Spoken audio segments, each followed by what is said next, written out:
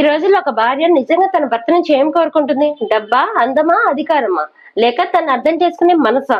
మహాభారతంలో అర్జునుడు గొప్ప యోధుడు, యుధిష్ఠిరుడు ధర్మానికి ప్రతీక. ద్రౌపది తన తర్వాత జన్మలో భీముడినే ఎందుకు భర్తగా కోరుకుంది? భీముడు చేసిన ఏ పని ద్రౌపది మనసులో అంత పెద్ద స్థానం సంపాదించింది? ఈ కథ ప్రతి భార్య భర్త తప్పకుండా ఒక్కసారైనా వినాల్సిందే. పురుషభలో ద్రౌపదిని అవమానించినప్పుడు అక్కడ రాజులు, యోధులు, పెద్ద పెద్ద వారందరూ ఉన్నారు. కానీ అందరూ మౌనంగా ఉన్నారు. కానీ భీముడు మాత్రం మౌనంగా ఉండలేకపోయాడు. ఆమెకి జరిగిన అవమానానికి భీకరమైన ప్రతిజ్ఞ చేశాడు. ఈ రోజుల్లో భార్యకు ప్రతి విషయానికి గొడవ చేసే భర్త అవసరం లేదు. భార్యకు అవమానం జరిగినప్పుడు నేను నీతోనే ఉన్నాను అని చెప్పే భర్త అవసరము. భర్త కష్టాల్లో ఉన్నప్పుడు నీ పోరాటం నాది అని చెప్పే భార్య అవసరం. ప్రేమ అనేది సమస్యలు రాకపోవడం కాదు, సమస్యలు వచ్చినప్పుడు ఒకరినొకరు విడిచిపెట్టకుండా ఉండడం.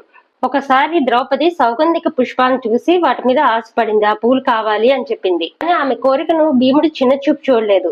ఆ పూలు ఎంతో దట్టమైన అడవుల్లో ఉంటాయి. అతి కష్టం మీద ఆ పూల కోసం అడవిలోకి వెళ్ళాడు. అది కేవలం పూల కోసం చేసిన ప్రయాణం కాదు, తన భార్య మనసులోని చిన్న కోరికను కూడా గౌరవించిన ఆయన ప్రేమ.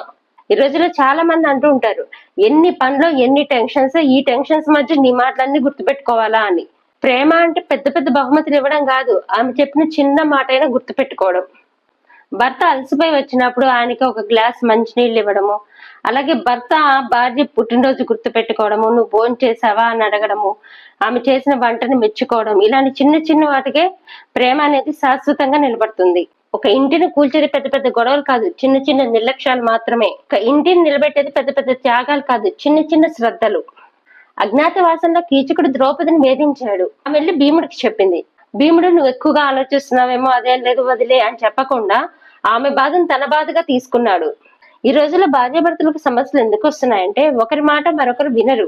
ఇలా విన్నా అర్థం చేసుకోవడానికి ప్రయత్నించరు. కొంచెం మొత్తం మనల్ని అర్థం చేసుకోకపోయినా పర్వాలేదు, మన జీవిత భాగస్వామి అర్థం చేసుకుంటే మాత్రం జీవితం చాలా తేలిగ్గా ఉంటుంది.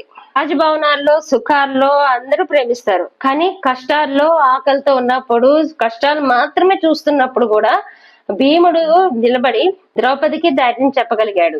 ఈ రోజుల్లో భార్యాభర్తలు కూడా సంతోషంగా ఉన్నప్పుడు ఇద్దరు హాయిగా నవ్వుకుంటారు. సమస్యలు వచ్చినప్పుడు మాత్రం నీ వల్లే వచ్చిందని గొడవ పడుతుంటారు. నిజమైన ప్రేమ అంటే ఈ సమస్యల నుంచి మన ఇద్దరం కలిసి ఆలోచించి బయటపడాలి. భార్యాభర్తల మధ్య బంధం నిలబడాలంటే ఒకరి మీద మరొకరికి గౌరవం పెరగాలి. కన్నీళ్లు మరొకరు తుడవడం వల్ల నిలబడుతుంది. నేను నిన్ను ప్రేమిస్తున్నానని చెప్పడం కాదు, ఏ పరిస్థితుల్లో నేను నీకు అండగా ఉంటాను అని నిలబడ్డమే. వీడియో నచ్చితే లైక్ చేయండి, మీ ఫ్రెండ్స్ తో షేర్ చేయండి. ఎలాంటి వీడియోస్ మీరు కోరుకున్నారో కామెంట్ చేయండి, సబ్స్క్రైబ్ చేసుకోండి.